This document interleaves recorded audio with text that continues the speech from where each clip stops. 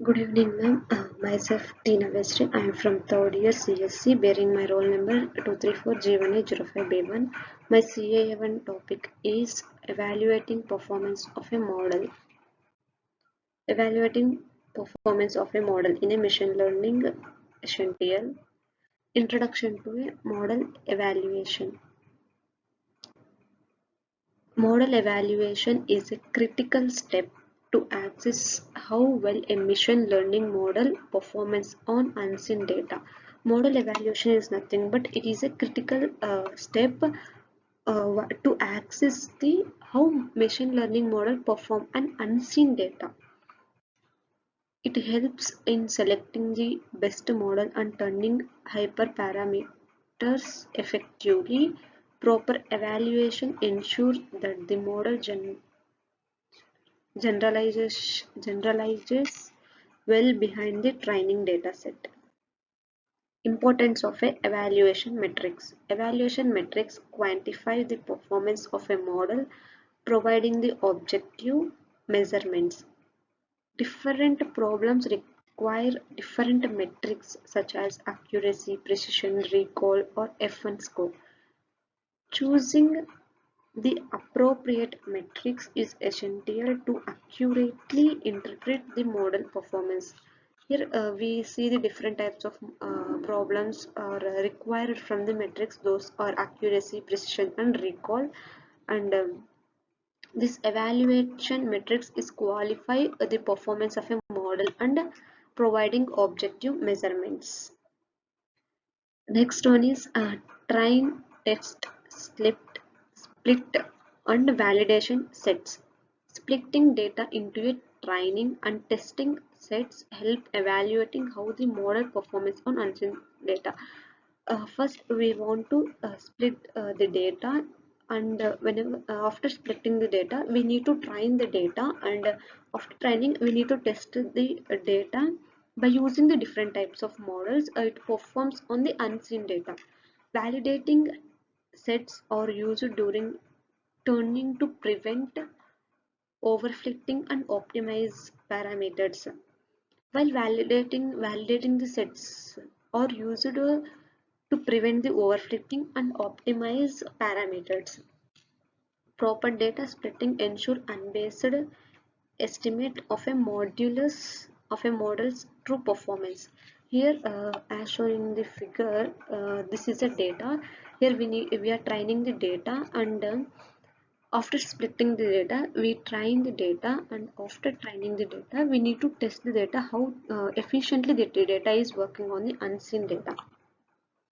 The next one is cross validation techniques. The cross validation technique involves partitioning data into a multiple floats for more reliable evaluation. K-float cross validation averages result across the floats, reducing variance in estimates. It is especially useful when data is limited, providing a robust measure of a model performance. Here a vertical partitioning. We take the example.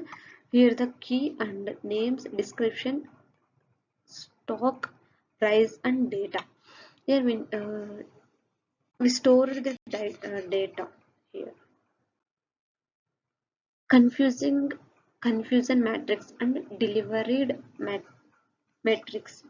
A confusion matrix summarizes true positives, false positive, true negatives, and false negatives. Metrics like accuracy, sensitivity, speci specificity, and F1 score are derived from the metrics.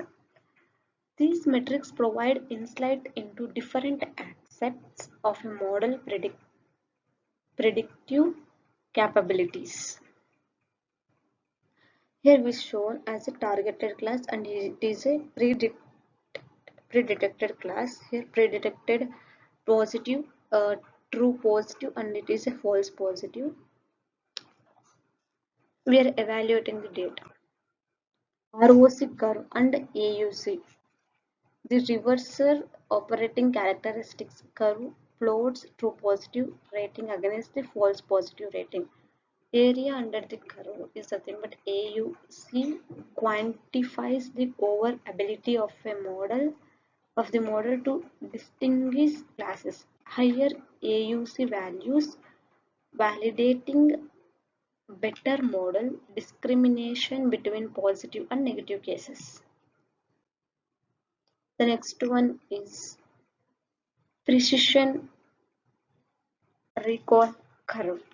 In this precision recall curve, the F1 score, the precision recall curve is a especially it is used for imbalancing data sets. This is a precision recall curve. It is useful for the imbalanced data sets. In F1 score balance, precision and recall providing a single performance measures. This metrics helps evaluating evaluating the models and where the positive clashes detection is critical. Okay.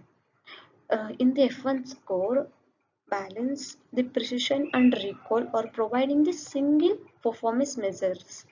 Uh, the metrics helps to evaluating the models where the positive detection is critical here in the precision recall curve and F1 score.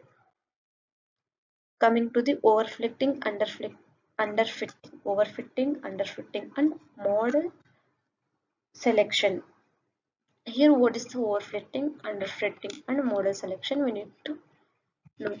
Overfitting occurs when a model learns noise instead of underlying the patterns, leading to poor generation. Overfitting is nothing but we train the data. While we are training the data will learn the noise instead of learning the patterns. In that situation, the overfitting is occurs. It destroys. Underfitting is nothing but underfitting happens when a model is too simple to capture the data complexity. Okay, and when the underfitting is happens means when a model is too simple to capture or too weak to capture the data complexity, in that time the underfitting is occur.